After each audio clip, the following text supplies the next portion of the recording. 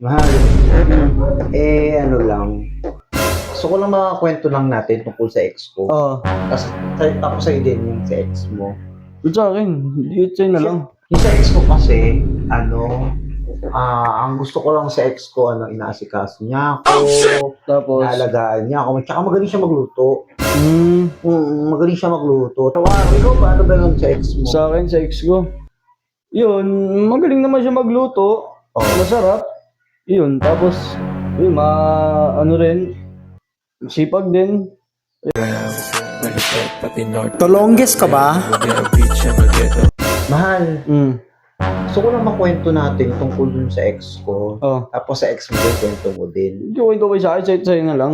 Sa akin, dapat dalawa tayo para fair. Yun na, O sige, ganito.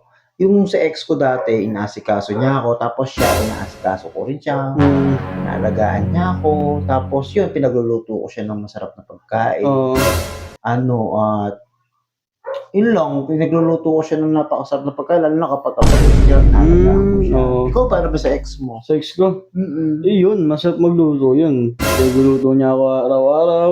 Tapos, ano mo ba nung bago matutulog na ako, gigisingin pa ako nun. Para lang kumain. Ganon? Pero ako, hindi mo ako ginigising. Ginigising kita. Baka sabihin, hindi ako masarap magluto. Masarap ka magluto, ikaw naman.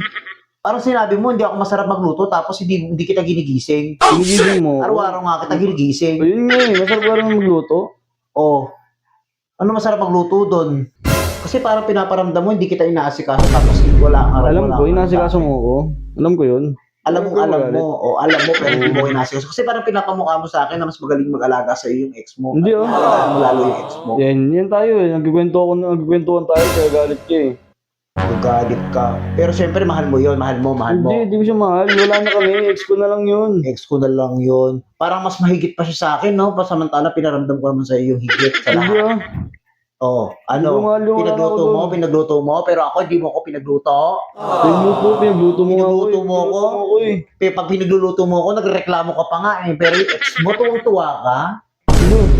Galit na siya. Ayaw ko magkwento dito eh. O, syempre, natural lang yun. Masasaktan ako kasi hindi mo ako pinagluluto ng katulong yung pinaparamdam mo sa ex mo, yung pinaparamdam niya sa'yo, parang ang layo naman sa depression sa akin. Hindi ah. Siyempre, magkasama na tayo eh. Mas masarap ka pa magluto ngayon kaysa sa ex ko. Hindi, parang pinaparamdam mo kasi ganun ako eh. Hindi ah. Sa ikaw na nagsabi. Ayoko na, ako nang gana ka. Uy! Napunta!